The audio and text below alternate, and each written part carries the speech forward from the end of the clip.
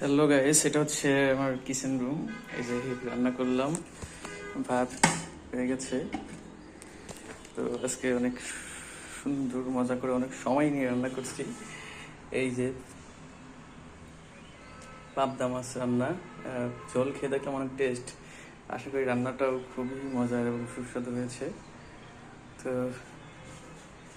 এই যে কিচেনের অবস্থা, একটু হালকা পাতলা পরিষ্কার করলাম। রান্নার কালারটা দেখেন, একেবারে জোস।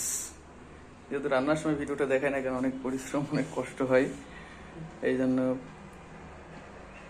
এই যে দেখেন, দেখে খাইতে মন চাই। যারা যারা খাইতে চান চলে আসেন। এই যে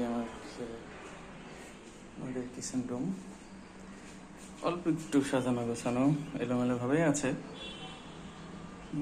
এই যে কি অবস্থা রেখে দিয়েছি, যে পেঁয়াজ টিয়াজ আলু মরিচ এখানে আছে, পানি টিপে একটা ফিল্টার করা।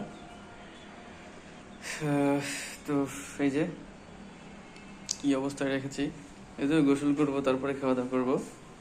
বাট তার আগে আপনাদেরকে আবার একটু দেখাই যে এটাতে ভাজি করাই, মাছ ভাজি করেছিলাম, তেলে বেশি আছে রেখে দিচ্ছি। আবার একটু দেখাই সুস্বাদু রান্না। উফ, মানে ঝোলটা খাইলাম আমি, সেই মজা লাগছে সেই। তো সবাই ভালো থাকবেন।